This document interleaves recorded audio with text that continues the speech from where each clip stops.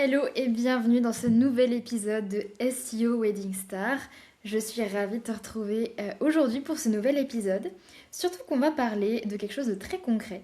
Comment apparaître sur Google quand on est pro du mariage. Et pour commencer, je te propose de faire un petit exercice tout simple. Ouvre un nouvel onglet sur ton navigateur en navigation privée. Tu vas sur Google et tu tapes ton métier, suivi de ta ville. Alors si tu habites en pleine campagne, choisis plutôt la ville, la grande ville la plus proche. Ok, tu l'as, donc ça peut donner par exemple photographe mariage Nantes, décoratrice mariage Bordeaux, etc. Une fois que tu as fait ça, est-ce que tu apparais dans les 3 premiers résultats? Si c'est le cas, bravo, parce que la majorité des clics se font dans ces 3 premiers résultats.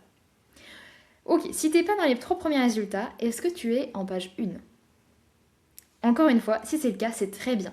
Parce qu'on estime que 90% des internautes ne vont pas plus loin que la page 1. Donc si tu es en page 2 ou encore plus loin, il y a très peu de chances que les gens te découvrent et qu'ils viennent cliquer sur ton site. Ok, donc maintenant tu sais si tu es positionné en page 1 ou plus loin dans les résultats de recherche. Maintenant j'ai une autre question pour toi. Est-ce que la métadescription donne envie de cliquer? La métadescription, c'est le petit texte qu'il y a sous le lien bleu dans les résultats de recherche. Alors regarde ce texte, essaie de voir si c'est clair, si on comprend ce que tu fais, ou si ça a l'air d'être généré automatiquement et que c'est incompréhensible. Maintenant, clique sur ce lien, ouvre ta page, et essaie de voir si ton site est clair sur ce que tu fais et où. En gros, un visiteur, il doit absolument comprendre ça en moins de 5 secondes. Ok, donc là, bravo, t'as fait un petit audit de ton référencement SEO. En gros, tu sais où est-ce que tu es positionné, si ton message est clair et si ta métadescription donne envie de cliquer. Maintenant que tu as identifié tout ça, je vais te parler de 3 piliers que tu dois travailler pour augmenter ton positionnement ou pousser encore plus les gens à cliquer sur ton site. Premier pilier, c'est la clarté géographique. Le domaine du mariage, ça fonctionne quand même beaucoup sur la localisation. Les futurs mariés, ils recherchent des prestataires autour de chez eux. Alors là, je parle vraiment pour les prestataires de mariage. Si tu es plutôt dans la création de faire-part, par exemple, et que tu peux les livrer à distance, enfin les livrer, faire une livraison par la poste, ou que tu es dans la confection de petits objets de déco, pareil, que tu peux livrer, là c'est un petit peu différent. Toi, tu vas cibler toute la France. Mais pour les prestataires de mariage, la localisation est hyper importante. Je sais que vous êtes nombreux, je pense notamment aux photographes, qui ne veulent pas se fermer des portes parce qu'ils habitent à un endroit, mais ils sont OK pour voyager et se déplacer à travers la France et faire des mariages même à l'autre bout de la France, parfois même à l'étranger. Et ça, aucun problème, c'est vraiment très bien. Mais du coup, souvent, vous n'osez pas mettre de localisation pour ne pas vous fermer des portes. Et ça, selon moi, c'est vraiment un gros problème, une grosse erreur que vous faites. Je t'explique pourquoi c'est une erreur, c'est qu'en fait, du coup, tu vas être en concurrence avec tous les photographes de France. Parce que tu pars du principe que les gens recherchent photographe mariage. Et donc là, tu vas être confronté à des milliers de concurrents. Donc autant te dire que ça va être très compliqué de sortir du lot, d'apparaître sur la première page et vraiment de faire la différence avec les autres photographes. En réalité, ce qui se passe, c'est que les futurs mariés qui font une recherche de prestataire, quand ils arrivent sur Google, ils vont taper une localisation, un métier et une localisation. C'est ce que je t'ai fait rechercher tout à l'heure quand on a fait le petit exercice. Concrètement, ils vont taper photographe, mariage, La Rochelle. Et si tu cibles plutôt ce genre de requête, donc ton métier et ta localisation, ou la ville la plus proche de chez toi, en fait tu vas être confronté à une concurrence beaucoup moins large. En gros, ça va se limiter aux concurrents qui sont autour de chez toi. Et là, à moins d'être sur Paris, il y a pas forcément, il y a peu de chances que tu aies des milliers de concurrents. Donc voilà, premier pilier, c'est la localisation. Il est vraiment important que tu cibles une localisation précise. Alors on a parlé d'une ville, mais ça peut aussi être un département. Concrètement, comment faire? Alors déjà, écris le nom de ta ville ou du département dans lequel tu interviens dans les titres de tes pages. Et pas seulement dans le footer, tu sais, là où on vient coller plein de mots-clés, plein de liens de tout ton site. Non, il faut vraiment que ce soit à des endroits stratégiques. Et le titre de ta page, c'est clairement un endroit stratégique. Si jamais tu couvres plusieurs régions, et que tu veux pas te cantonner à cibler une seule d'entre elles, et bien ce que je te recommande, c'est de créer une page spécifique par localisation. Et ensuite, dernier conseil que je peux te donner concernant la localisation, c'est de travailler ta fiche Google My Business. Parce que c'est souvent dans les premiers résultats qui ressortent, c'est les fiches Google My Business. Donc il serait dommage de s'en priver. C'est gratuit, c'est assez rapide à compléter et ça peut te permettre d'avoir plus de visibilité. Ok, donc ça c'était le premier pilier. Deuxième pilier, il faut que tu réalises des pages qui sont pensées pour Google.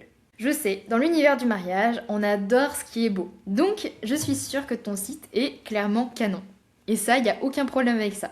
Mais est-ce qu'il est aussi stratégique ? Vous êtes nombreux à avoir envie de montrer vraiment vos réalisations et pour ça, vous mettez beaucoup de photos. Et c'est très bien, vous avez raison. Mais il faut savoir que si elles ne sont pas optimisées déjà, s'il n'y a pas de mots-clés dans les photos, et bien Google sera incapable de les lire.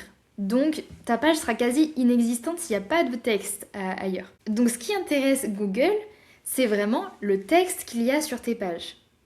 Et pour ça, il va analyser plusieurs choses, notamment la structure de ta page. Est-ce qu'elle est bien respectée ? Est-ce que la hiérarchie des titres est bien respectée ? Il va aussi analyser la cohérence entre ce que tu as écrit sur ton site et ce que les gens recherchent vraiment. Pour ça, je vais te donner plusieurs conseils. Déjà, le premier, c'est de rédiger des titres qui sont clairs. Je sais aussi que vous adorez la poésie, vous adorez les phrases un petit peu littéraires et j'avoue, je trouve ça très beau. Mais Google, il comprend pas forcément en fait. Ce qu'il veut, c'est absolument comprendre ce que tu proposes. Quel est le sujet de ta page ? Donc plutôt que d'adopter un style trop littéraire ou trop poétique, en tout cas pour le titre, fais plaisir à Google s'il te plaît et rédige quelque chose d'un peu plus factuel, d'un peu plus compréhensible. Ensuite, sur ta page, il faut qu'il y ait au minimum 300 à 500 mots. Sinon, il y aura trop peu de texte pour être référencé. Par contre, c'est qu'un minimum. Sur certaines pages, il faudra avoir beaucoup plus de texte. Et surtout, dans le contenu de tes pages, réponds vraiment aux questions que les gens se posent, aux questions que tes clients te posent. Quand ils arrivent sur ton site, c'est parce qu'ils ont besoin d'informations. Donc, apporte-leur toutes les informations dont ils ont besoin. Concrètement, ça pourrait être, par exemple, quelle est la zone géographique sur laquelle tu interviens, ou encore, quel est le délai pour recevoir leur photo de mariage. Ok, donc ça c'était pour le deuxième pilier, avoir des pages qui sont pensées pour Google. Maintenant, troisième pilier, on va parler d'articles de blog stratégiques. Quand j'analyse les sites web de pros du mariage, je constate que souvent, vos articles de blog, c'est en fait utilisé comme un portfolio. En fait, pour chaque mariage que vous réalisez, vous créez un article de blog, mais dans lequel vous mettez beaucoup de photos et souvent très peu de texte, ou juste une petite description de ce que vous avez fait ou du mariage. C'est déjà un très bon début, mais on peut vraiment transformer ce contenu-là en quelque chose de beaucoup plus stratégique et de beaucoup plus efficace. Pour ça, il faudrait vraiment développer autour de ce mariage. Par exemple, parler du lieu où a eu lieu ce mariage, parler de l'ambiance, de la décoration, peut-être des challenges que vous avez eu à relever sur ce mariage ou des choses un petit peu originales que vous avez, qui étaient organisées ou que vous avez organisées. Par exemple, si vous êtes décoratrice de mariage, vous pourriez très bien développer un peu plus quel était le thème choisi par vos clients, quel était le lieu. Peut-être que le lieu était rempli de défis pour une décoration de mariage. Comment est-ce que vous avez répondu aux attentes de vos clients avec la décoration ? Bref, racontez l'histoire de ce mariage, plutôt que de juste balancer des photos. Donc je vais vous proposer 3 types d'articles qui fonctionnent très bien pour les pros du mariage. Premier type d'article qui est intéressant, c'est celui dont je viens de vous parler, c'est de raconter un vrai mariage en précisant la ville et le lieu. Par exemple, ça pourrait être un article mariage champêtre au domaine untel à telle ville. Ensuite, deuxième type d'article qui marche très bien, c'est des articles sur des lieux spécifiques. Par exemple, vous pourriez très bien rédiger un article qui s'appellerait les 5 plus beaux châteaux pour se marier en Anjou. Et ensuite, troisième type d'article très intéressant, c'est des articles où vous répondez aux questions de vos clients. Par exemple, ça pourrait être un article combien coûte un photographe de mariage ou alors comment choisir son vidéaste.